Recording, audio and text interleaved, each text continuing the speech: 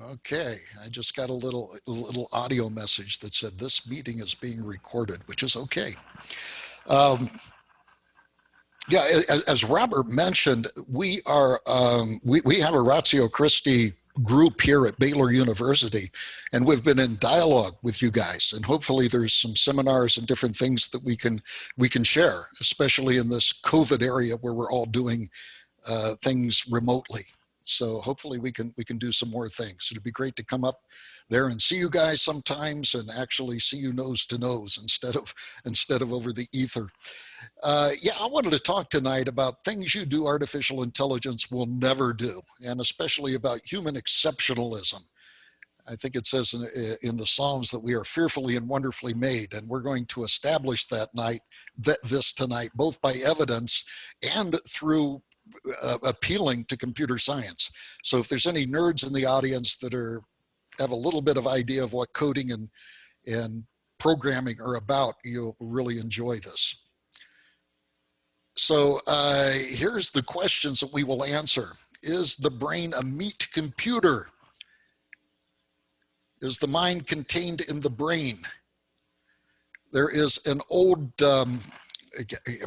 much debated philosophy topic called the mind-body problem, which talks about the mind and the brain and whether the mind is more than the brain, which is certainly what I believe, or is the mind just part of an output, an emergent behavior of the brain?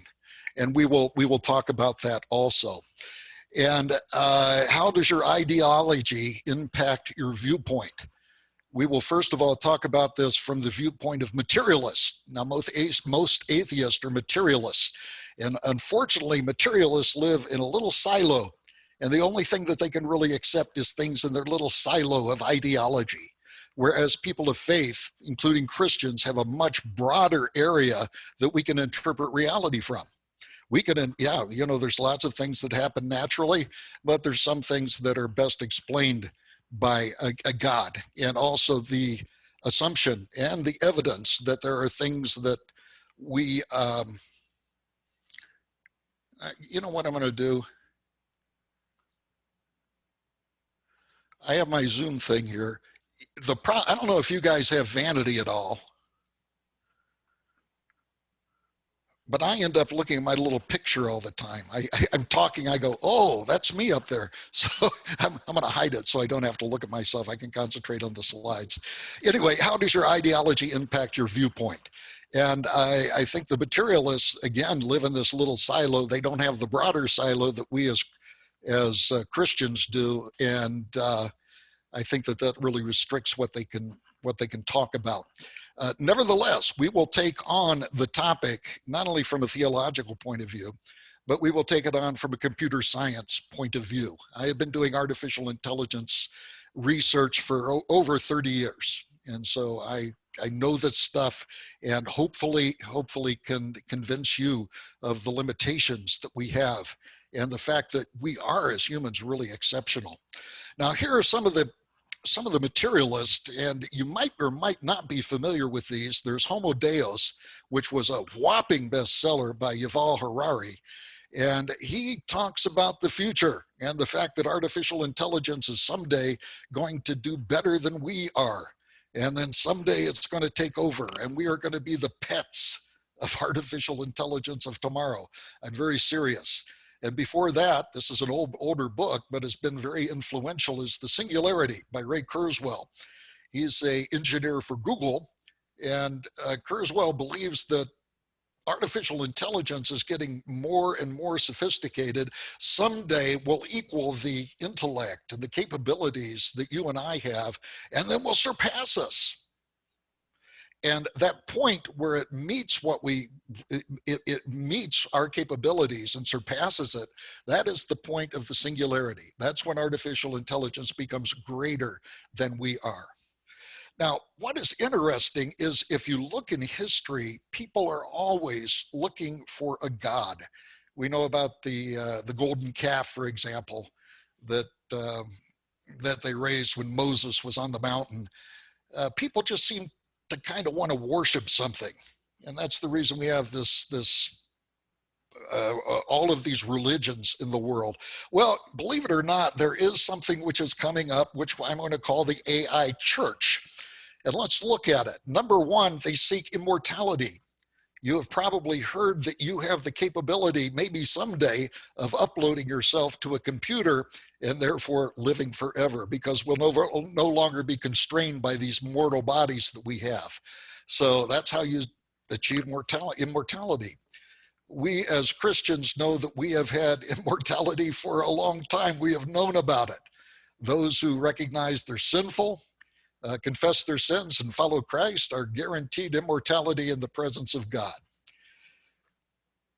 So it's interesting that these people are only recently finding immortality. Another one is superintelligence. This is the idea that someday there's going to be the development of artificial general intelligence passing Ray Kurzweil's singularity, and that AI is going to be superior to us.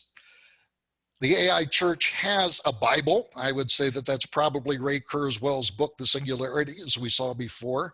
It has a prophet, which is Yuval Harari. The prophet is prophesying what is going to happen when this AI becomes incredibly powerful, takes over the world, and we end up being the pets of artificial intelligence.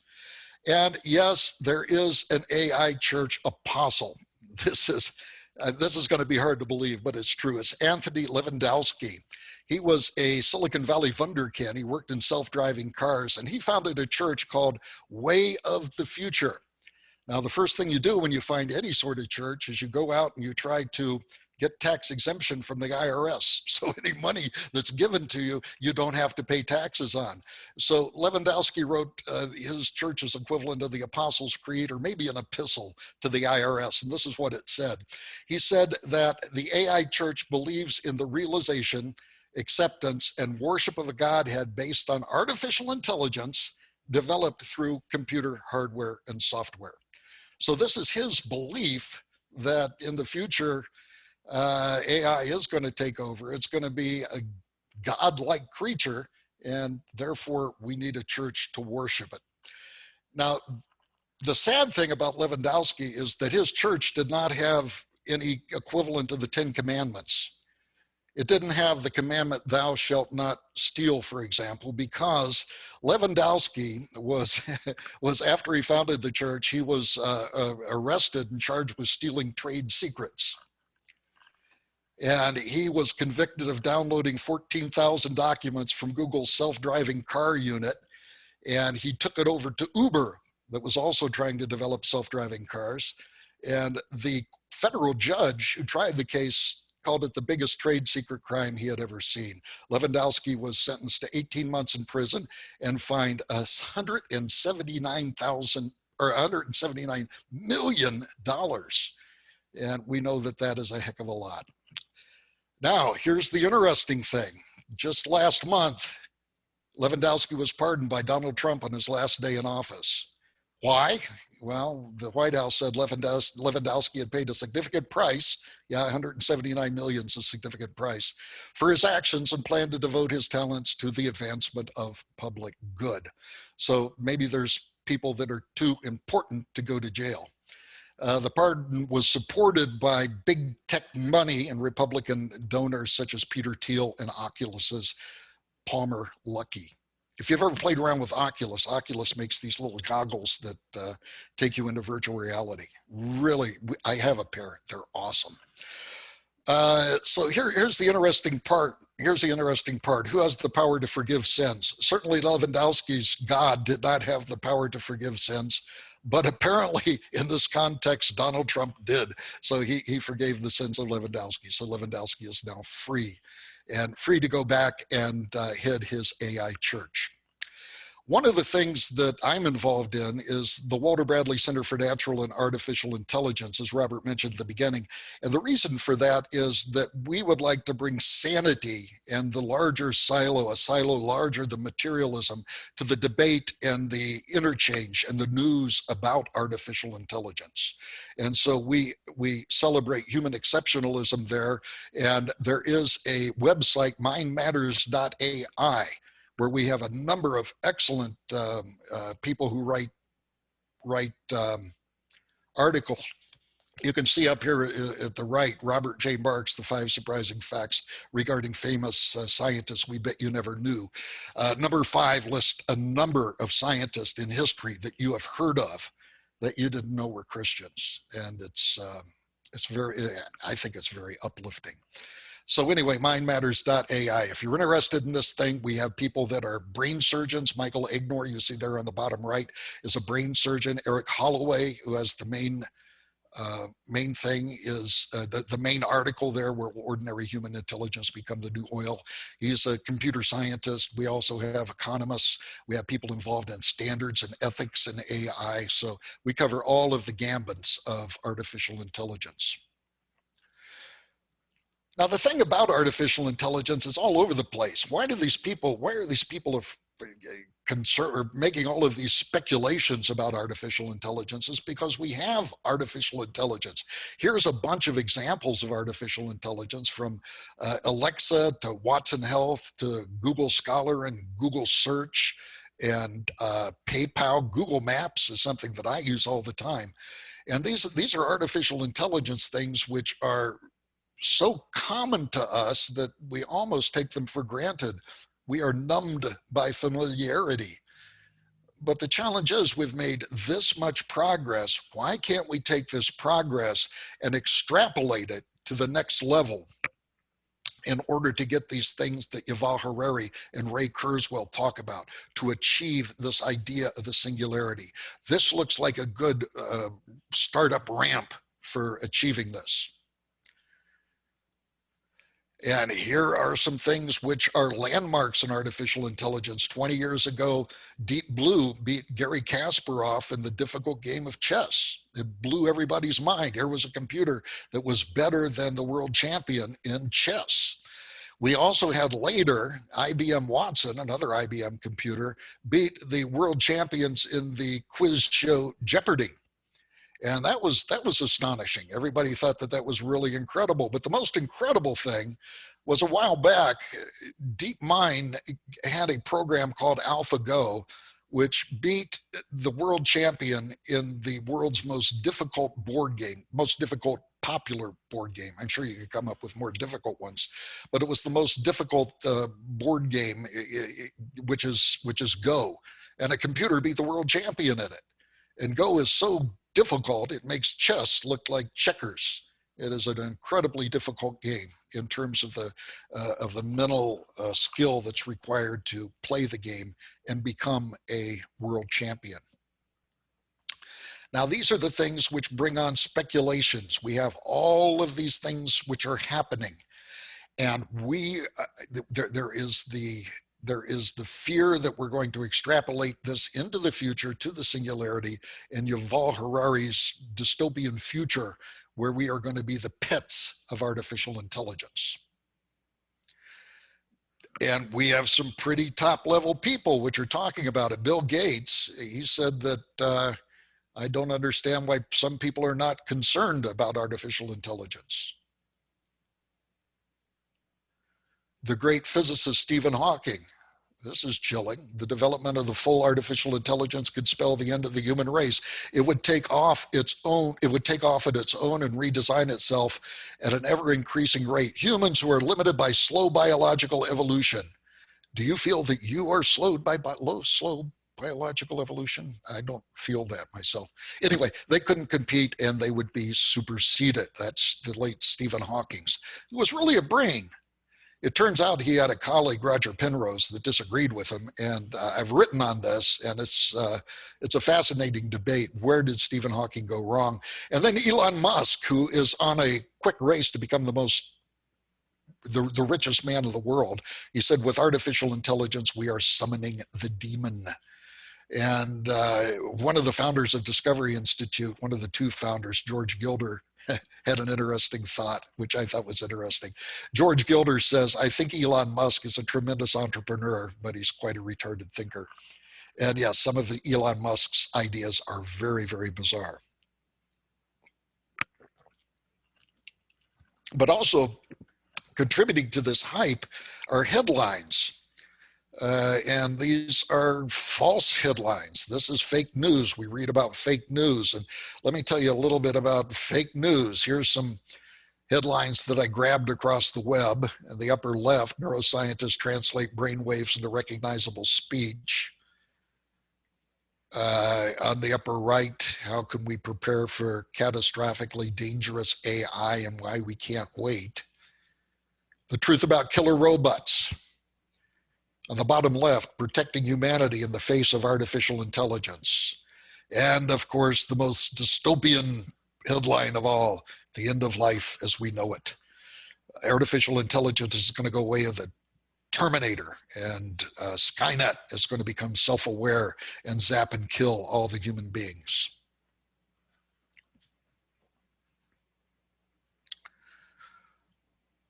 Let's just take a look at a few of these. We could go through each one of these and see why they are fake. And first of all, why do we have this junk AI news? Well, it turns out today we have clickbait. The more hyperbolic you can make a headline, the more clickbait you're going to have, the more ads you're going to show, and the more money you're going to make. There are a lot of untutored journalists that don't know what they're talking about. There is research promotion. Many businesses, including college professors, get on and make up stories about artificial intelligence that are misleading. And there's always the conspiracy nuts. These are the guys that go to Comic-Con and things of that sort. And they use very powerful tools. They use seductive semantics. You will find in the AI literature, in the media, words such as self-aware, consciousness, creativity, and they use these words without ever defining them. And if one defines them, then one can talk about them. But no, these aren't self-aware. Self-aware means you're aware of yourself. Well, if I back up my car too close to a wall, my car starts beeping. It's aware of its environment. Does that make my car self-aware? Well, it depends on your definition. You have to be very careful in defining these things. The other one is seductive optics. You can put artificial intelligence inside a humanoid-looking thing, and it makes you think it's more human than it is, where in actuality, the artificial intelligence has nothing to do usually with its container. And there's hidden details. Let's go through a couple of examples, and all of these headlines that I showed you, we could go through, but let me just do a couple of them. This is from the Daily Mail. No more secrets. New mind-reading machine can translate your thoughts and display them as text instantly. Notice that instantly is capitalized. Wow, this must be important. Well, I read this and I thought, wow, this is interesting. They referenced the original research, which was published in a journal. And here's what they didn't tell you in the article. They didn't tell you, first of all, in order to get your mind read for this story, that you had to have a flap cut out of your brain, or out of your skull. I'm sorry. You had to have a flap cut out of your skull and a mesh of sensors placed directly on your brain. And the people they did this with were epileptics that already had this piece cut out of their skull. They also didn't tell you that they only learned a handful of things. They showed these pictures like a picture. They showed these people a picture of a dog and a cat and different things. And then they were able to recognize it after they trained a neural network. So it wasn't that impressive. Not if you just had a handful of things that you were able to recognize. And the other thing was, it was non-transferable. If there was a training, if you trained my brain on one of these neural networks and you trained your brain on one of these neural networks, your brain training would not work on me and mine would not work on you. So it wasn't even transferable. So this is an example of some of the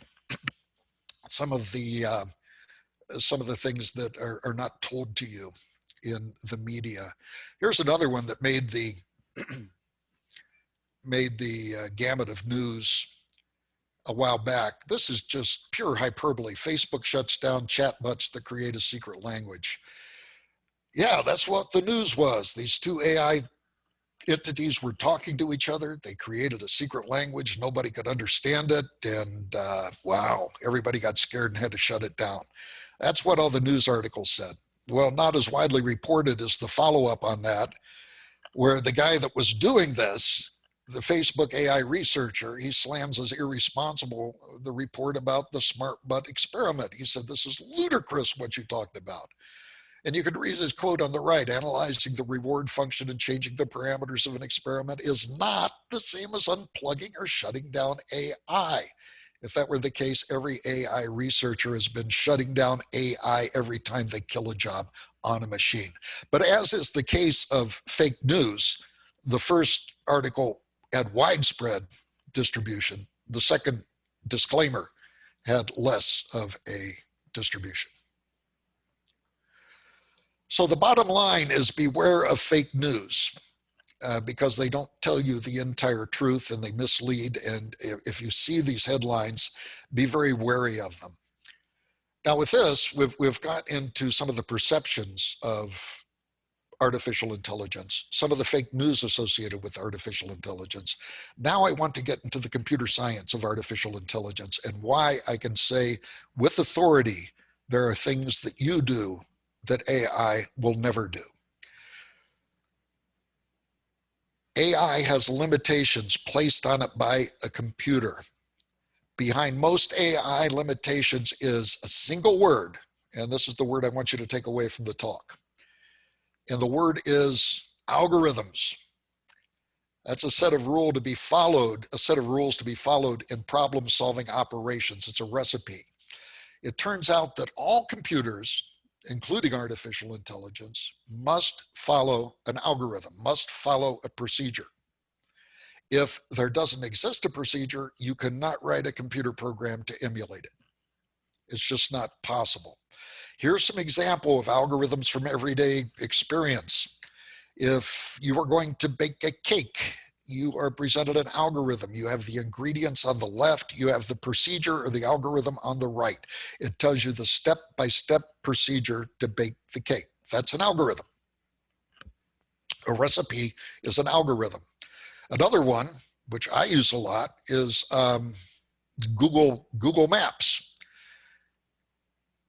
If I give you directions to my house, I'm giving you a step-by-step procedure to get to my house. Go a certain amount of, drive, 10 minutes and turn right at such and such a avenue, and then turn left and go 1.2 miles and turn right onto Cup Road or wherever it is. But you notice this is an algorithm. This is a step-by-step procedure to do things. Everything associated with a computer is an algorithm. Here is a page from mindmatters.ai, and even your computer pages, your blogs follow a computer algorithm. Anything to do with a computer has an algorithm behind it. And in fact, if you right click on a page and you go to show source, you will find out that what is showed is the computer code that dictates what that web page is going to show you. So even with simple web pages, there are algorithms which you need to follow. So computers are very good at algorithms. They're very good at following procedures. Now I should mention also neural networks also follow an algorithm. If you're into training artificial neural networks, it uses an algorithm called error backpropagation. So even artificial intelligence uses an algorithm for training. This leads to the interesting question. Are there any things which are not algorithmic? Are there things which do not have a procedure?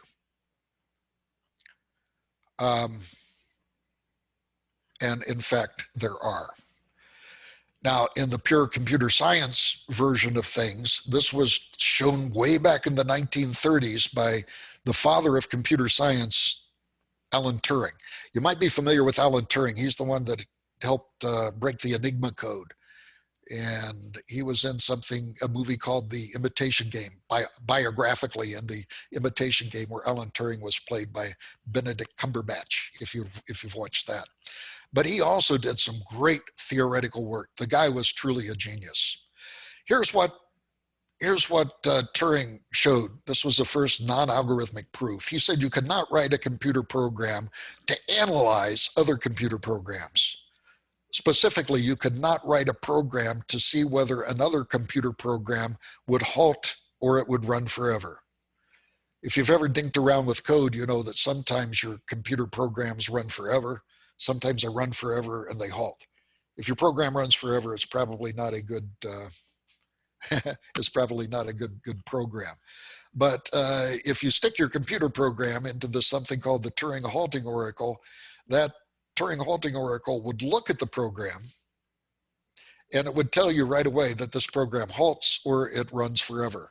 Now, there are obvious cases where it's going to stop. If you write a computer program, the first thing it says is halt, then it's clearly going to halt. But the rub is that this has to work for any computer program.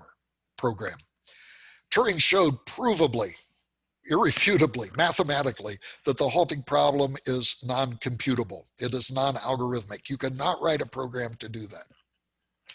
So here is where we get into humans.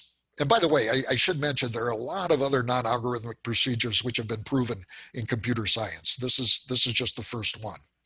Are there other things in, say, human characteristics that are non-algorithmic? Yes.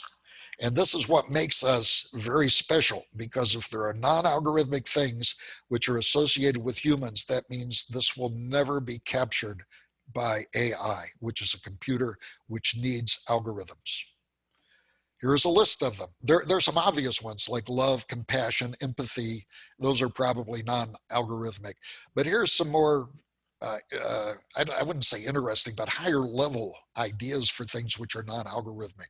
Qualia, sentience, understanding, emotion, creativity, and consciousness. I do not have time to go through all of these because of the short time that we have today, but I'll touch on some of them. Now, if you're like me, you probably never heard of the word qualia. And so let me tell you what qualia is. Qualia is, as you can see on the top here, it's individual instances of a subjective conscious experience. So let me give you an example here. You're looking at that block of green on the right. You see green. It is an experience which you have, and it's an experience that I have. And we can share a dialogue about what green is because we have both had that experience, and that is a qualia experience. If you bite into an apple and you feel the juice just squirting on your tongue and you feel that taste, that is another example of qualia. It's something that you experience. Now imagine there's a blind guy. And imagine this blind guy has been blind from birth. And it's your job to explain to this blind man the color green. How could you do it? You could say, well, it's such and such a wavelength on the spectrum. You can say grass is green. You can say leaves are green.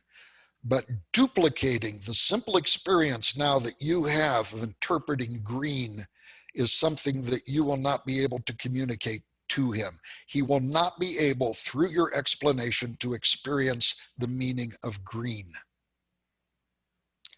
Now, if you can't explain it to a blind man, how are you going to write an algorithm to explain it to a computer? You can't. Qualia and the experiences that we have at this very basic level are non-algorithmic, therefore non-computable, therefore never to be duplicated in a computer or in artificial intelligence. Let's talk about understanding. That's another thing, that's another characteristic that we have that is non-algorithmic. This was explained wonderfully, I believe, 40 years ago by the philosopher John Searle. He said, this is John Searle on the left. He said, imagine a room that is full of file cabinets. We're going to call this the Chinese room. And what happens in the Chinese room is that through a little slot in the door, you are slipped a sheet of paper in Chinese. Now, John Searle chose Chinese because he didn't speak or read Chinese at all. Now, the person inside the room would take that sheet of paper and begin to look at through all of the file cabinets in the room until he found a match. Once he found a match, he pulled out the card in the file cabinet, and on the card, right after the question, was the answer. And so the person would write down the answer in Chinese, refile the card, and go back and slip the answer through the door. Now, externally, it looks like whatever is happening in the room, there is a great understanding of what Chinese is. Yet, John Searle in this Chinese room doesn't know Chinese. What was he doing? He was following an algorithm. This algorithm did not allow him, or did not rise to the point to give him understanding of Chinese. He was simply following a mechanical algorithm that did not let him know, or understand, I should say, what the Chinese question and answer was. If you remember IBM's Watson beating Jeopardy champions, what was happening here was just a big Searle's Chinese room, except that Watson had access to all of Wikipedia, probably everything on the web, and a bunch of other stuff, and could access it very quickly. It was able to go through to that source of information. It was able to figure out the answer by matching, going through an algorithm, coming back and giving the answer. Did IBM Watson understand anything it was doing? No, it was simply following an algorithm. Understanding is something which is just limited to us. It is non-algorithmic.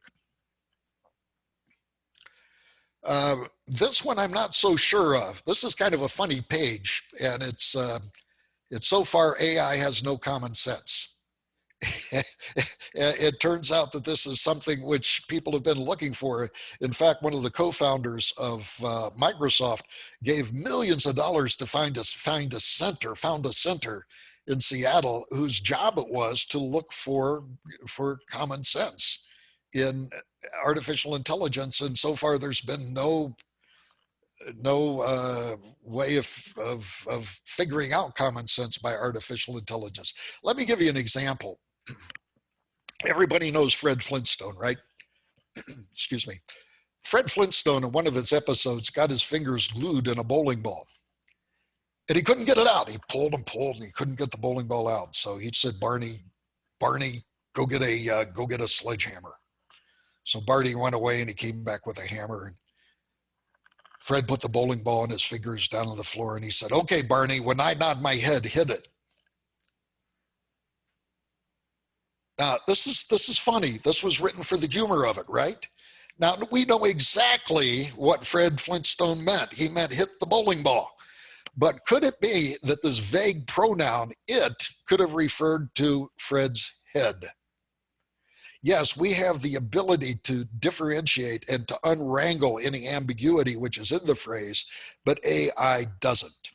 I believe, if I remember right, Barney did hit Fred on the head. So yeah, that was kind of curious. Here's some other examples from flubbed headlines. And I love these because in each case, one of the answers makes sense. The other answer is funny. We immediately know which one makes sense, and we then immediately know which one is funny. AI is going to have a lot of problem doing that. Here are some headlines. Iraqi head seeks arms. Now, we know this means that there was this general or something in Iraq that wanted to get weapons. But no, you can interpret this as there was a head in Iraq that, was just a head that needed some arms to make its body more complete. So that's an example of a flubbed headline. Here's another one. Utah girl does well in dog show. You could interpret, well, I won't even explain it because it's so obvious what the right meaning is and what the funny meaning is. And notice we are able to differentiate immediately. Bar trying to help alcoholic lawyers. These still crack me up. Okay, and then another good one. I collect flubbed headlines, and these are just 4 of them. Farmer Bill dies in house. That one's funny also. But you see, again, you differentiate. You know exactly the resolution and what the headline means, and then there's another meaning which is funny. There's a more serious type of ambiguity called Winograd schema. If you want to find out about them, read The AI Delusion by Gary Smith, who is by the way, one of the people who write for mindmatters.ai. He's a professor of economics at Pomona. Here's the statement. You can't cut down that tree with this axe. It's too small. Again, we have the vague pronoun it's. You can't cut down that tree with this axe. It's too small. Now, immediately, we know that the axe is too small. We know immediately that the axe is too small. Because if the tree was too small, well, that means you could probably cut it down. But again, AI as difficult with this. Another Winograd schema is the city councilman refused the demonstrators a permit because they feared violence. The vague pronoun here is they. It could refer to demonstrators. It could refer to city councilmen. It's clear in the context and common sense that it refers to city councilmen. There is a yearly contest called the Winograd Schema Challenge, where people in artificial intelligence gather and they try to write artificial intelligence to untangle new Winograd schema. So far, last report I've heard, it's a little better than 50%, which is about the same as a coin flip. So AI is really having problems with understanding. Right now, I don't know if this is algorithmic or not, but if it is algorithmic, it is an incredibly rough nut to crack. So these are, again, we're going through the non-computable human attributes, qualia, sentience, understanding, emotion, creativity. We can say that AI is creative, but if we do, we have to be very careful because we have to define what it means. Some of you who are kind of nerds have probably heard of the Turing test. Turing said AI is going to be intelligent if you have a chat, say over email or in some sort of exchange with a machine, and you can't tell it's a machine. You think it might be a human. And this was the litmus test for intelligence for a long time, until wonderfully in 2001, Somer Bringsjord said Turing's dream is coming only on the strength of clever but shallow trickery. So people began to game the Turing test. One of them is Eugene Gustman. You can see here on the right side, Eugene Gustman, a 13-year-old Ukrainian AI piece of software. Now, how are they gaming it with Eugene Gustman? Well, first of all, he was 13. So if he gave you a dumb answer, you could always say, come on, the kid's only 13 years old. If he used bad English, you could say, oh, come on, the kid's Ukrainian. English is his second language. So therefore, this is a overt example of how AI games the Turing test. So the Turing test isn't a very good way of explaining it, explaining intelligence and creativity. Bringsjord went on and he developed what I think is the ultimate test for creativity in computers.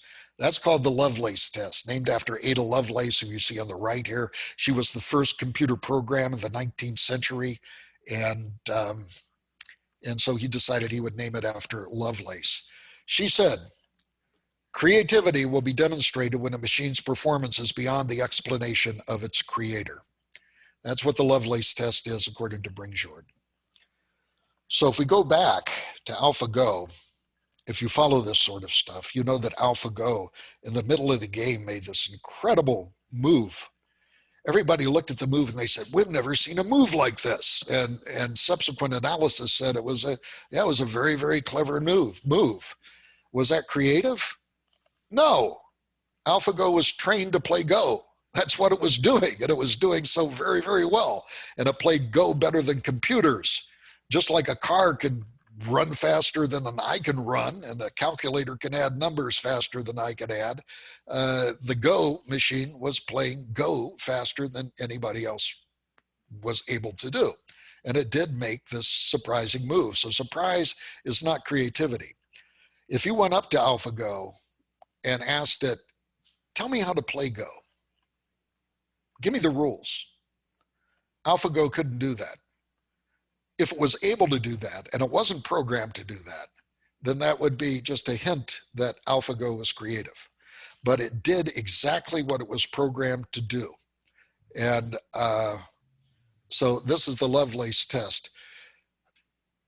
So far, no computer AI has passed the Lovelace test. And I believe that no one ever will. Now, I want to save time for questions, so I'm going to go through some commonly asked questions that if you want to ask them to me, I can elaborate more. Some people say that AI can create music.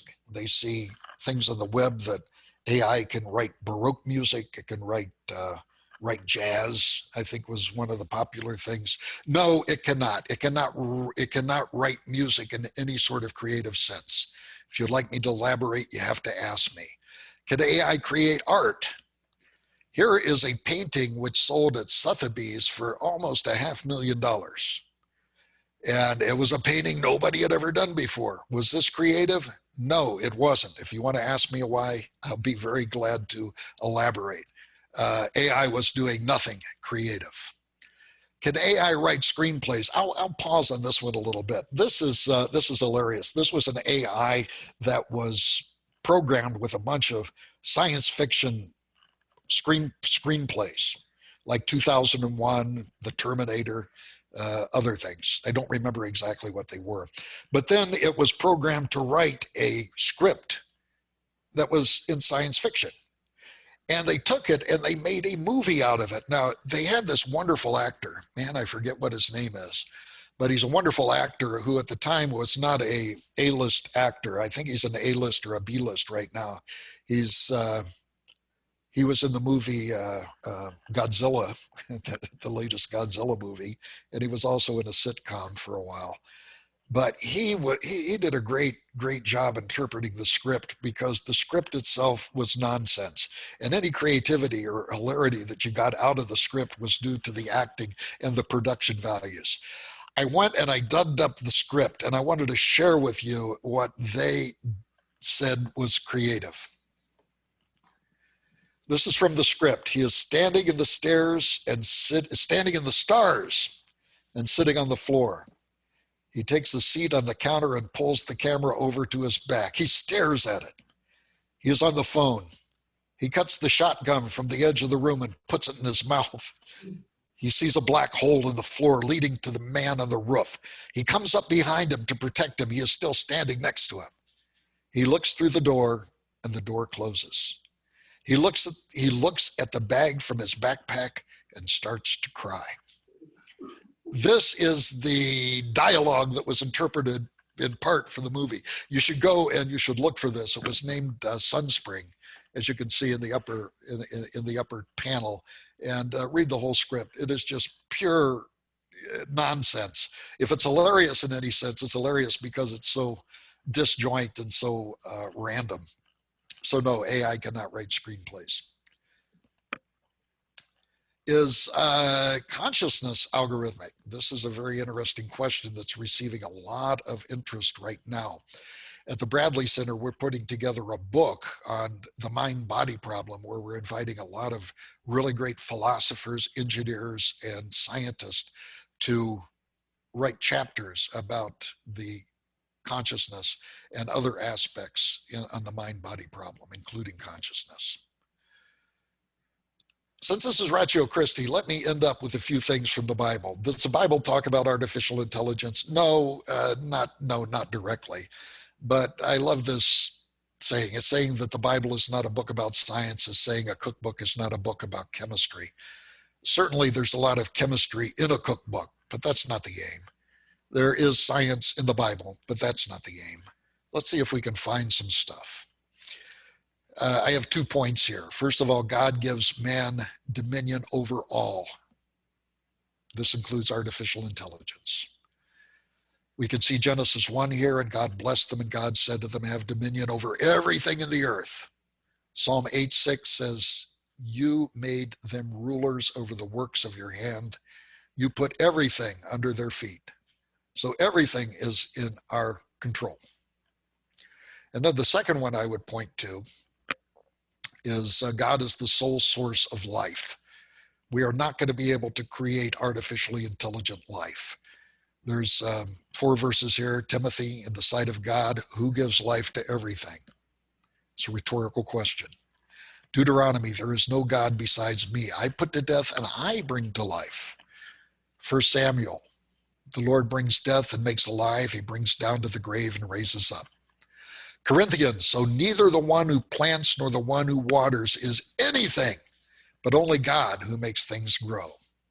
And then Deuteronomy, it is I who put to death and give to life. So these are things which I have found in Scripture, which I think are enforce the idea that AI is never going to be superior to us. It might get to a place where it gives us problems. Yep, it could give us problems, but so does the atomic bomb, right? But we still have the control over the atomic bomb. So here's the takeaways. AI is neither good nor bad. It's how it's used. AI is a tool. It's like any tool. It can be used for good. It can be used for evil. Beware of the hype. Number 3, AI will succeed human capabilities in some cases, in others, never. Specifically, the things which are non-algorithmic. We are exceptional in that sense.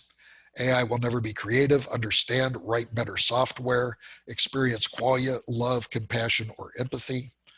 And AI will probably never have common sense. The jury is still out, at least in my mind, about whether common sense is algorithmic or not. But so far, it doesn't look like it's gaining any common sense. And it can all be summed up into Psalm 139, which says, hey, we are fearfully and wonderfully made. And that's a wonderful thing to celebrate.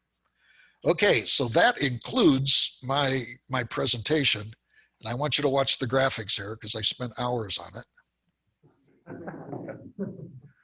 Okay, there we go. I think it's just about done.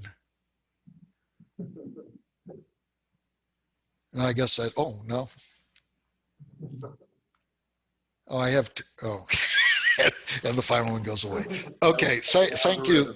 Thank you for your, it follows an algorithm. That's right. That's right. Okay, well, thank you for your attention. And hopefully now we have some time for questions. Yes. First, let's give Dr. Marks a round of applause. Thank you very much. Thank you. So Dr. Marks, on this end, we've got 2 open mics, albeit mic 1 with Audrey, who will take questions from the Zoom side. And then mic 2, we're going to pass over to our audience attendees. And let's begin there. And Cody, I think you've got a question or a comment for Dr. Marks? Yes, I would like to know more about this music and art thing. Okay. Well, let's go back to the share screen here. And Cody is a music major at UNT. If that helps any. Okay, do you want art or do you want Let's start with music. Okay, let's start with music. Let's see first of all if I have any music stuff here.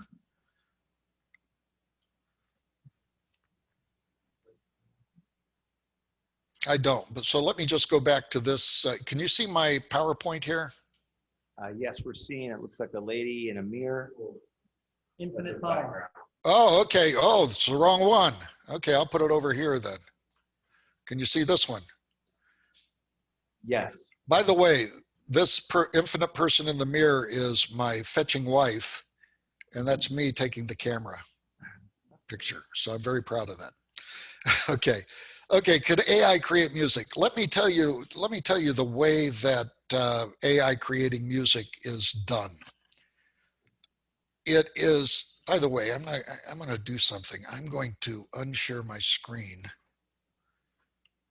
Where'd you guys go? Where'd you go? Where'd you go? Okay, I've totally lost everything. We're still looking at your PowerPoint. Okay, that's fine. Okay, here's a scenario, okay? You want to train a artificial intelligence to play a song. Okay, you've lost it now. Let's see if it comes back. Yes. Okay, I'm not sure. Do you see me? We're seeing your presentation view. The presentation view. Okay, good. That's the one I want. I don't know why it switched back. But here's a very typical scenario. Who asked the question? Me, Cody, music Cody. maker. Okay. Okay, Cody. Here's a very typical scenario for AI creating music. I was involved in the early days of neural networks. I had a colleague named Russ Eberhard, who was probably the first to try to train a neural network to play music. And he picked about 4 or 5 different songs. And yeah, it composed something. And he took the output of it, and he had a friend that arranged it in a piano thing, in a piano arrangement. But if you listen real closely, you heard refrains of some of the things that were used to train it. If you want to train today a neural network or an artificial intelligence to, for example, generate Baroque music, what you would do is you would train it with a bunch of Baroque music, a bunch of Bach music, a bunch of Handel music. And guess what it would do? It generates the same type of music that it was trained with. And so if you train it with Baroque music or the work of Bach, you're going to get out something that kind of sounds like Bach. But it's usually a cheap Bach, because Bach, as you know, had all of these mathematical relationships and just, beautiful, beautiful compositions. But you would get no creativity there. If you trained a neural network with Baroque music, or with Baroque, I guess Baroque is never mind. If you trained it with the work of Bach, it would generate something that sounded like the work of Bach. You would not get anything out which sounded like Wagner. You would not get out jazz. You would not get out one of my favorite artists, Charles Ives. I don't know if you've listened to Charles Ives. Oh my goodness, okay. We have a Charles Ives fan, a fan of chaos, right? We would not get out the music of Charles Ives. In order to do that, if we wanted the music of Wagner, we would have to train the neural network to do things. We'd have to train it only with the works of Wagner. You can see on the right here, I got a little guy in the box. You see that? To be creative, you have to think outside of the box. You have to take the whatever is accepted as normal and oftentimes discard it. So you have, for example, the discarding of the tight harmonies and the rules which you had in Bach music. I guess there were some intervals that were considered satanic because they were so ugly. But these were later adopted and into music as music became more and more discontinent. Anyway, they sounded kind of random. So you won't get an AI that moves from Bach style Baroque to Wagner. But if an AI creates a new composition in the style of Bach, is that not a new created thing? Well, no, that's actually a good point. And let me elaborate on that. That is a subjective call, isn't it? But I would say that the AI created nothing because it was imitating, that it was simply taking the data that it had and interpolating among the variations of the things with which it was trained. It in itself has no creativity. It's able to mimic something like a mockingbird, if you will. And it's able to mimic these things. And it still thinks inside the box, like the little guy on the right there. It's still inside the box. And creativity in music is difficult. It is subjective. I will agree to you. I will agree with that. But I would also say that a lot of music, the creativity is the experience between the performer and the listener. And if you take out the performer, it gets kind of screwy. But in the area of science, I think it's probably much more recognizable. If you look at Einstein, for example, at the time, he discarded the idea that there was ether in outer space. They used to think that you had to have ether in order for light to propagate, because sound requires air, so light had to have something to propagate in. So they hypothesized ether. He also went outside the box when he assumed that the speed of light was a constant. So he was able to take the things of the things which were accepted at the time, and this is very typical of creativity, he discarded them and went outside of the box, and he discarded all of the dogma which was on at the time, went outside the box, and it took going outside of the box, his genius, to create relativity by discarding all of these old ideas, which were wrong, and most of the scientists at the time thought were right. So therefore, AI can only think inside the box.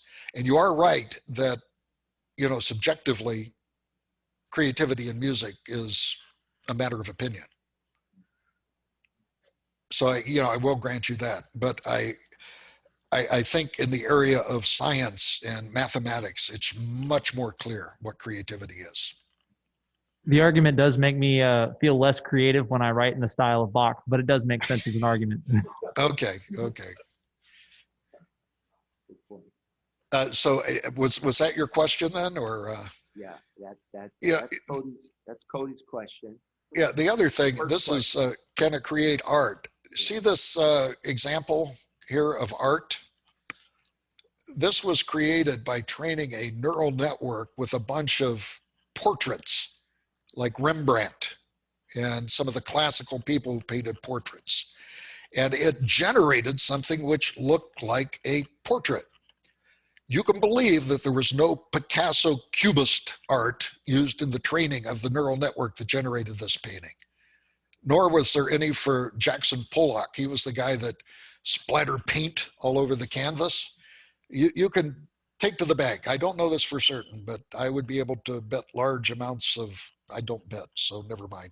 I would wager very strongly that Jackson Pollock, none of his work was included in the training of the neural network that generated that. Again, it was inside the box. The neural network took what existed, it interpolated around what existed, and that's all that a neural network can do. Creativity requires thinking outside the box. Okay. Thank you, Dr. Marks. Let's go to our next question. Audrey, do you have a question? Okay, all right. Let me just go left to right, and then we'll come back. Cody's got another question, but Caleb, you got a question. Yeah, I kind of did, but everybody. No, I'm just calling on everybody. Yeah, go ahead, go to the microphone. We'll get to everybody. So, a quick question about the green. My name's Caleb. A quick question about the green colored thing. To understand exactly what you're saying there, couldn't a computer be programmed to recognize the color green and point it out when it sees it, or something to that effect? Is that? Oh yes, absolutely. A computer could do that. For example, you could have a photosensitive receptor that was sensitive to the green wavelength and have the computer react to that. Yes, absolutely. But that's not the point of qualia. The qualia is the experience that you have in perceiving green. Yes, you can describe it. You can describe it by the wavelength, but you could also describe the wavelength to the blind guy, couldn't you? You can say, look, this is, I know red, 6328 angstroms is the wavelength of red, of helium neon lasers. But you could say, yeah, it's 6328 angstrom units. Would that give the blind guy any idea of what red was? No, and in fact, it would not give the computer any idea what red was, other than telling it was 6328 angstroms. So it can't experience it itself. It can experience it. Yeah, qualia is the experience of the experience that we have, the experience of aroma, of taste, of our senses. So does that matter when it comes to AI taking over the world someday? The fact that it can't experience anything, would that somehow make it more difficult? I guess make it difficult for it to learn in that sense. Is that kind of what the thought is there? I've had this ongoing conversation with my friend. It's just why I bring this up. He thinks AI is going to take over the world someday. And I think I'm going to actually use some of this to talk to him later on. But so it can't see green, but it still could take over the world, couldn't it? Or not? Or is that a different conversation? If AI takes over the world, there'll be a human behind it. Okay. Okay. All right. I mean, if you look at, for example,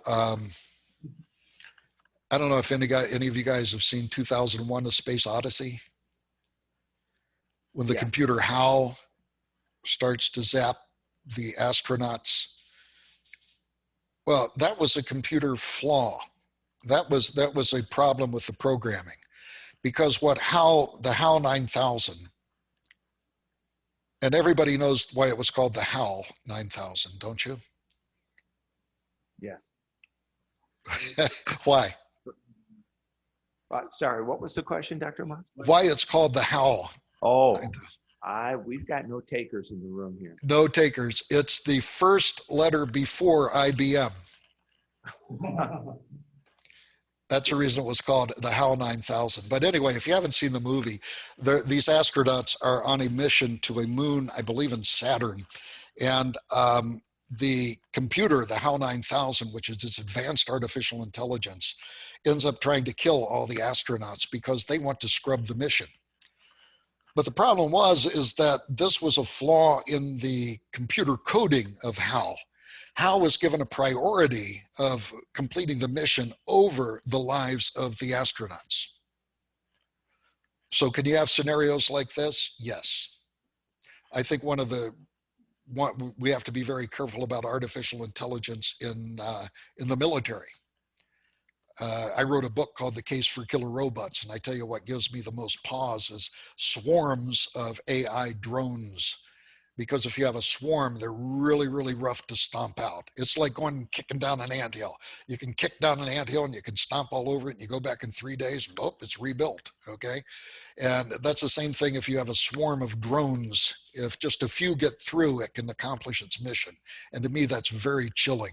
Fortunately, a couple of weeks ago, the DoD is now investigating ways to do swarm intelligence using AI, both in terms of offense and defense. Got it. So right. yeah, it's just like I think Elon Musk said that AI is the greatest existential threat to man. He's one of these guys that goes very hyperbolic. No, the biggest existential threat to man is probably the atomic bomb or thermonuclear weapons, which we have lived with. And these are tools, and it's a terrible tool, but they have to be managed. They have to be managed by treaty, and in different ways. And artificial intelligence will probably need to do that also. All right. Thanks, Dr. Marks. Next question is from Micah. I'm more of aside from a question, but another movie example to the taking over the world. War games. Oh, yes. Yeah, where it's like the computer game just thinks that it's a game and all that. I thought that was a great example for that. Yeah, Micah, that starred, the guy when Ferris Bueller, what was his name? I can't remember. I can't remember either. But anyway, yeah. I don't remember the plot for War Games, but I do remember that it was a computer code that got out of hand. Yeah, it was just like Matthew, yeah. And I will tell you also I just had a paper accepted that has to do with what I think is the greatest danger in artificial intelligence, and that is unintended contingencies. Things that AI is designed to do which are not anticipated by the designer and the end user. A simple example is the Uber self-driving car that killed the pedestrian, right? I mean, that was an unintended consequence of that system. And what we just showed in the paper, and this is against artificial general intelligence, that as you increase the complexity of an artificial intelligence, that its unintended contingencies go up exponentially. So this has to give pause to people who want artificial general intelligence, because as they get more and more complicated, that artificial intelligence is going to do things probably that it was not intended to do, like killing a pedestrian, or like the self-driving car recognize a wind-blown plastic bag and thinking that's a deer. So there's all of these challenges. This is Micah again. So I'm actually a computer engineering major here at UNT. All right. And back when I was first learning coding and we were just doing like simple stuff, our professors told us when we designed things that you had to design it to be idiot proof. Yes. So you had to take in every contingency that you could.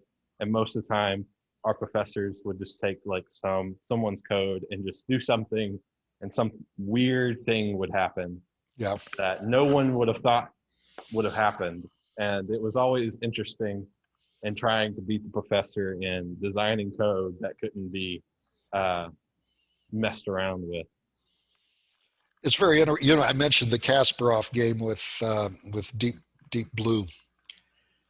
One interesting thing happened. Kasparov was playing Deep Blue, and Deep Blue made this incredible chess move, just like just like we talked about with AlphaGo. It made this incredible chess move, and everybody's jaws dropped. Says, "What is this?" And Kasparov got freaked out. He thought, "Oh my gosh, I'm playing a genius," and it threw him off psychologically, and he ended up losing the match. Well, years later, the programmers of Deep Blue confessed that that Deep Blue had no idea how to move, so it just chose a random move. And it turns out that Kasparov lost the match because he was thrown off psychologically. Very interesting. Okay. Dr. Marks, a couple other questions. One is, as it relates to morality, I'm in the automotive business. You and I talked a couple weeks ago, and I worked for Toyota. And Yes. yeah, and I'm aware that our programmers of autonomous driving are struggling with teaching the computer using algorithms how to make moral decisions. Robert, artificial intelligence will never make moral decision. Any morality okay. Yeah, I would think it would definitely be in that list of things that are very difficult or impossible to do. But I also wanted to ask you how the progress in that is going, because until that sort of decision can be made reliably, you really can't have what's called level 5 autonomous driving, because a Mercedes may act differently than a Lexus, than a BMW, than a Toyota, based upon the same circumstances.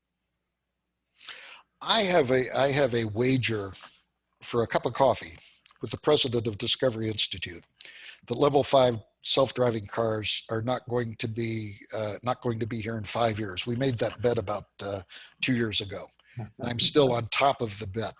One of the things you mentioned, Robert, is that we have 5 different levels of self-driving cars, and the highest is the number 5, level 5. And I come from West Virginia, and in West Virginia, they cut out the roads by cutting little notches in the mountain, and they're single lane roads. Yet you'll be driving along and you'll meet a logging truck coming the other way, and you have to edge over right to the edge of the cliff in order to let the logging truck by. And I can't see any time when level 5 self-driving cars are going to be able to drive on such roads. Now, one of the things that could happen, and this is going to happen with AI, is number one, is AI going to adapt to us? Or are we going to adapt to AI? One of the ways that I could see it happening is if the highways were to put little markers on the road that the self-driving car could look at. So I imagine all these markers around the road in West Virginia, but that's going to take quite a long time. Now, level 4 self-driving cars are making quite an impact. And we went over this. We had a countdown on the Mind Matters News podcast of the greatest things that happened in 2020 with self-driving cars, and it was self-driving cars achieving better and better performance at level 4 self-driving. So I look for maybe success in that. But level 5 self-driving cars, which is where the artificial intelligence totally replaces us, is something that I don't think is going to happen in my lifetime, or maybe never. Thank you. Another question. And I'm relating, I'm going to get to the question, but I first want to make the statement that I believe one of the faults of socialism and any sort of central control of a society is that one person or even a group of people cannot manage the complexity. If you've ever read any of Thomas Sowell's work or other economists, it's impossible for a group of people to manage the complexity in an economy where you have hundreds of millions of people independently making decisions about what they value and what price they'll pay, et cetera. And so the complexity is just too large. Likewise, and you touched on it just a second ago, it would seem that there is a limit to the complexity of any given program or algorithm that a human being could manage. And I would think, and Micah, maybe you have the answer to this too, that the computer engineering or computer science field has put it out there already that there is a limit, number of lines of code, number of characters, or is there that acknowledgement within the community that this is just not possible because humans have to write the code, they have to manage the code. And I know very well you make one change here and it could be thousands of different implications. So is there an acknowledgement of this in the community, or does somebody think that, as you told us about the one example of a computer being able to check another computer code, that doesn't work today, right? So if that doesn't work, then we have to rely on humans. Is that acknowledged that's Well, I think so. In the paper that I just mentioned, which is coming out in an IEEE publication, maybe in a few months, yeah, we talk about that, and we talk about the contingencies going up exponentially as a function of the complexity. But there are ways to mitigate it, and the question is how far you can mitigate it. One is to use kind of separate designs and then put them together in a very loose sort of package. The sort of systems that you're talking about are called conjunctive, because they're very tightly interconnected. And with conjunctive things, yeah, you're going to have that problem. I tell you something I need to find out more about, and I'm not an expert in it, but I do know that places like Intel make these incredibly complicated computer chips, and some way they work. And I think that's an example of a very, very complex system that somebody has got to work. And I want to find out more about that and see if that can be applied to, to the sort of things that we're talking about. Yeah, good point. Yeah. Justin has a question. Go ahead, Justin. Earlier, you were talking about how AI won't be able to experience anything really, but it could be an imitation. And in light of that fact, I'd be curious to know that while you can't program an AI to experience anything, could you theoretically program a personality where it or algorithmically responds maybe to certain external inputs and then maybe produces an output of an imitation emotional response? Would that in theory be possible? Yes, I think that probably AI can mimic anything, but it doesn't mean that it will duplicate our experience. Speaking of movies, there's a great AI movie by Spielberg and Kubrick called, the name of it was AI. And it's about a little boy. It was the great actor, the same one that acted in the movie that said, I see dead people. Remember that? Yeah. Osment, I think was his name. And there is this one great scene in there where he's delivered to his mother. His mother knows he's a robot, and she reads instructions, and she said, "Don't turn this boy on, and unless you're sure that you really want to have a little boy." And she turns him on. The kid's just standing there, totally emotionless, and she turns him on, and the kid just melts with love for his mom. I mean, it is just a wonderful piece of acting. And all of a sudden, there is this great bonding between this little robot boy and his mother because they flipped the switch and the software kicked in. Now, was that real? No, it wasn't real. It was something which was programmed into him. And they used that program to convincingly convince the mother that she had a little boy that loved him. So yeah, I think that AI can probably mimic just about anything that you want to. But in terms of duplication of creativity, it will never be creative. But duplication of emotions, love, empathy, things of that sort are things that artificial intelligence could indeed mimic. So yes, I agree with you on that. But it will never experience qualia. It will never be creative. I have a friend, Roman Yampolsky. April Fools, he wrote this social text message. He said, incredible news, Google fires its entire programming branch because they finally have artificial intelligence that can write computer programs. And it's ludicrous. If you've had anything to do with computer programs, you know that that's just totally ludicrous.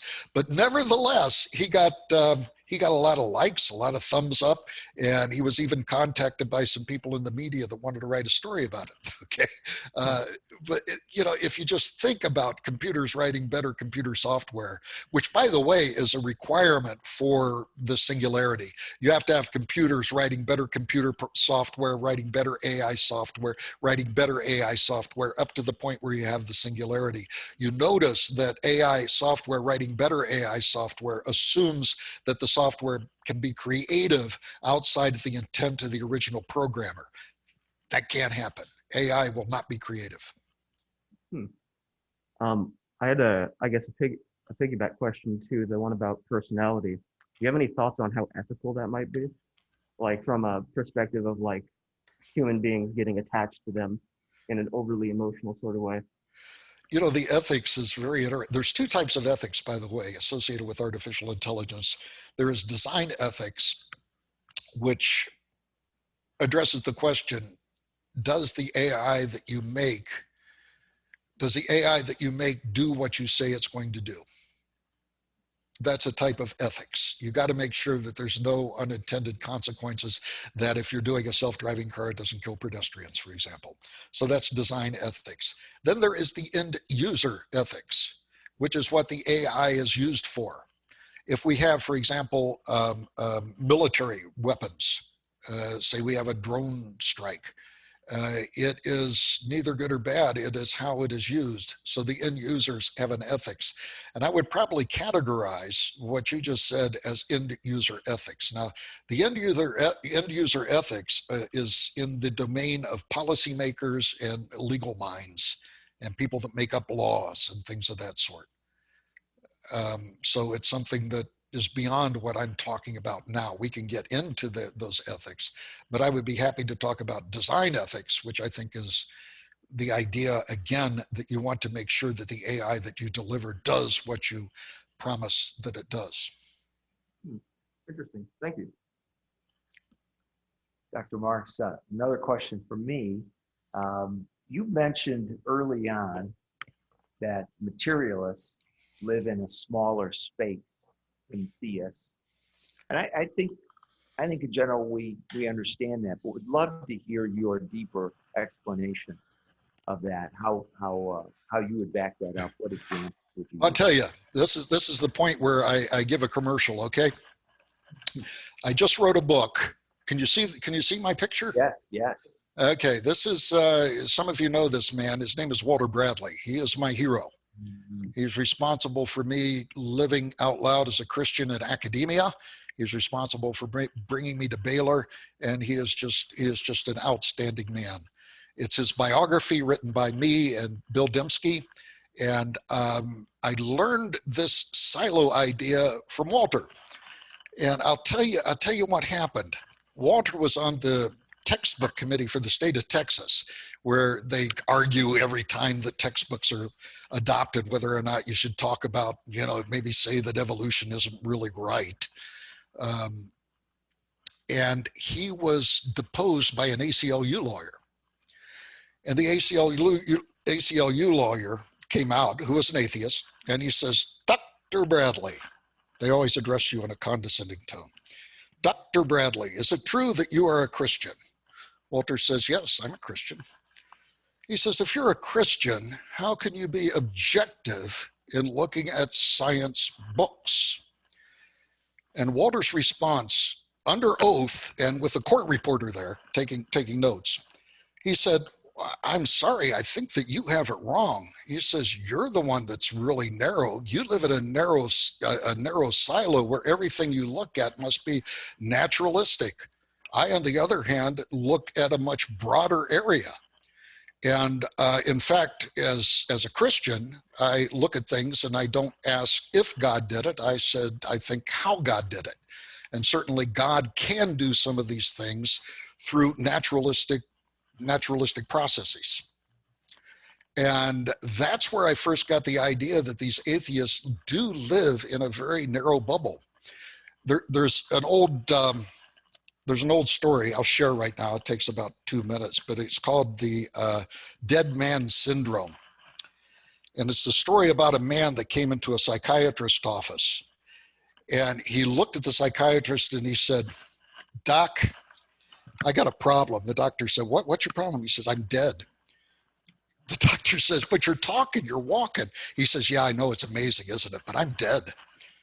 And so he's really depressed. He sits down and puts his hands, between his legs and starts sobbing. And the doctor thinks, well, is there a way that I can show that this guy is not dead? And he looks up and he sees a diabetic kit with one of those little clickers that they take blood from the finger. And he came over to the guy and he patted him. And the guy looked up and he says, look, do dead men bleed?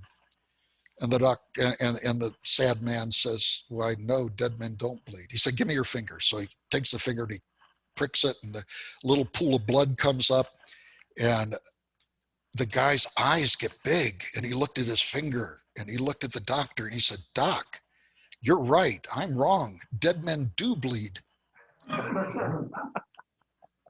The reason that's funny is because it illustrates this silo idea.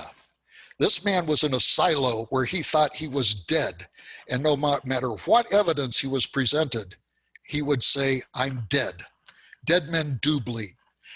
He would pound a round peg into a square hole if it confirmed his ideology.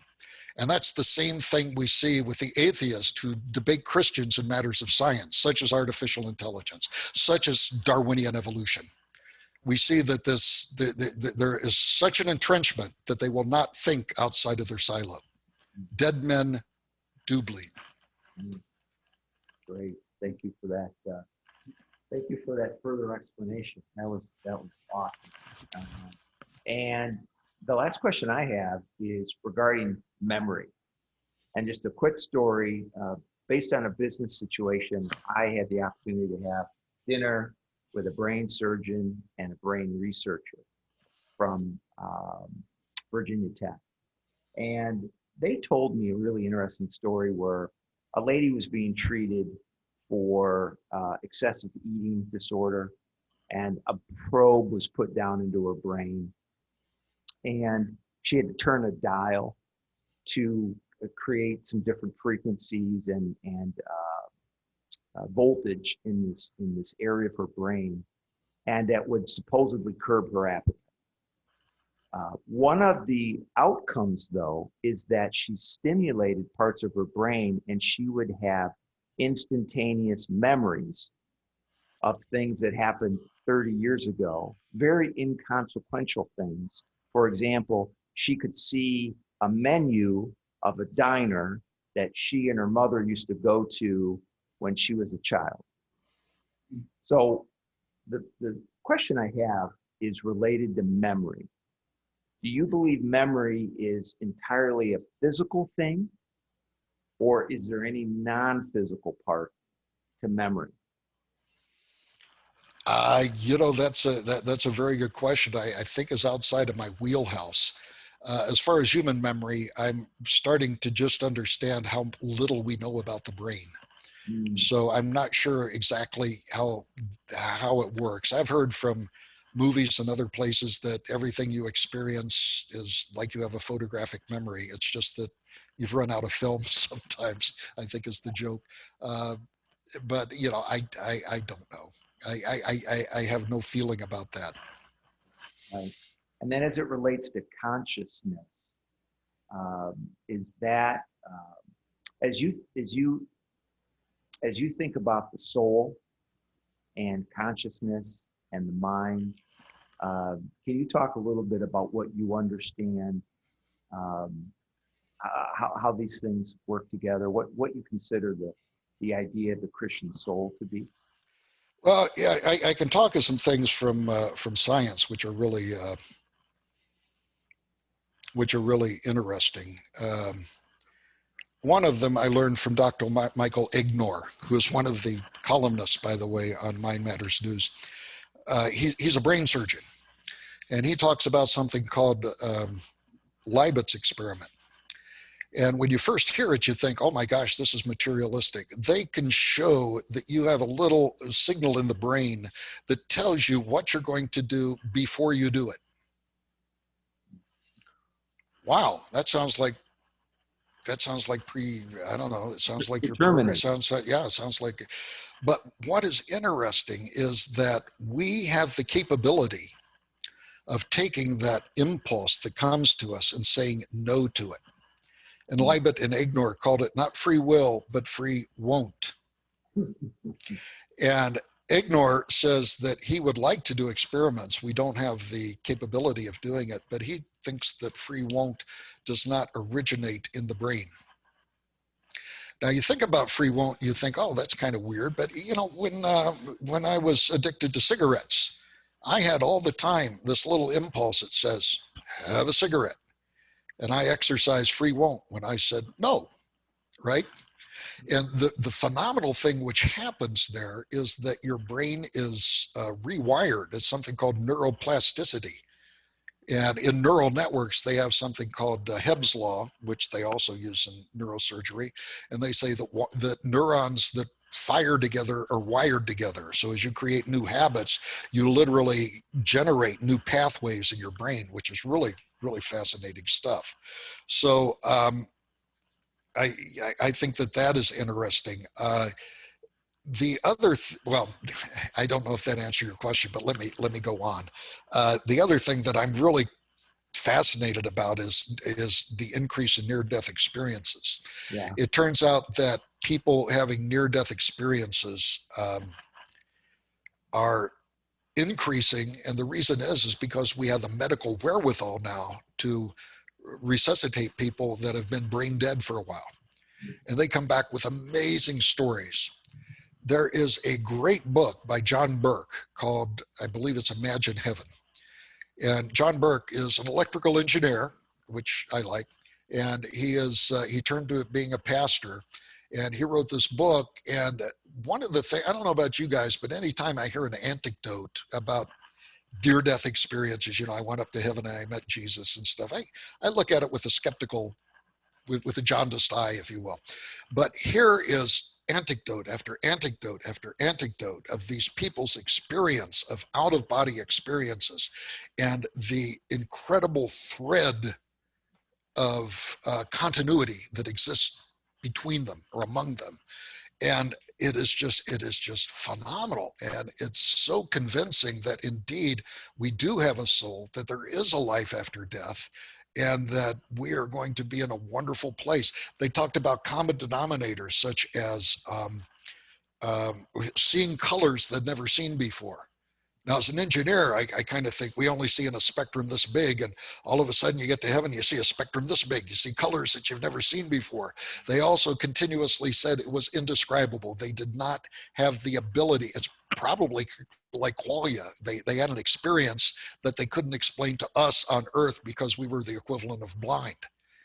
That they just did not have the words to understand that.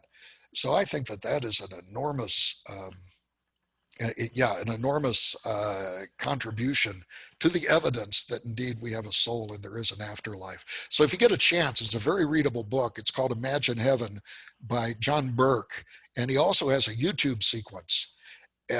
on the book, and you should watch the YouTube sequence and talk to the people that went through this. These are people without they have no hope of making money. They have no hope of fame, but they get on and they go with their near-death experiences, and they ultimately, as they talk about it, they cry. And he even has one man on, well, if you go to heaven, how about somebody going to hell?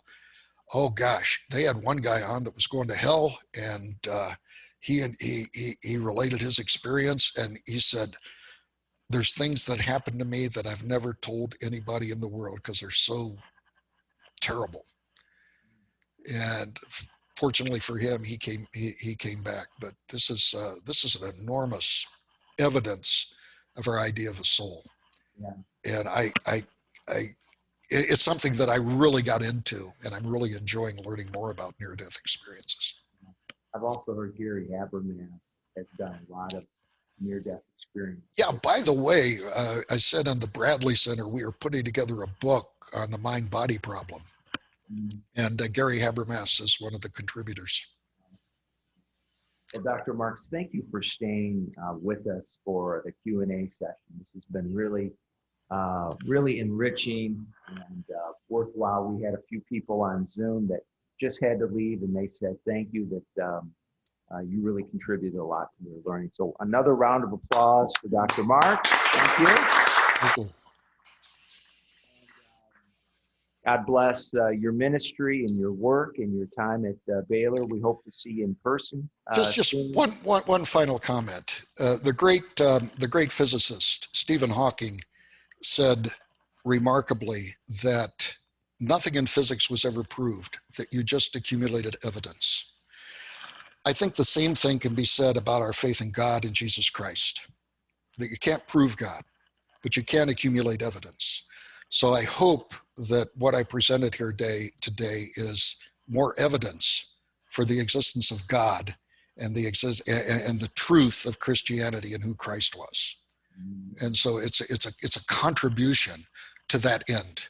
And I think it's important to keep that end. And that's what Ratio Christi is all about. Right.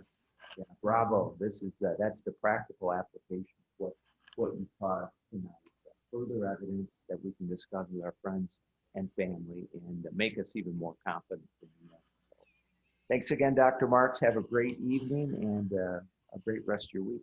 Okay. Thank you very much. God bless you all. Thank you for listening. All right. Thanks so much. Bye-bye.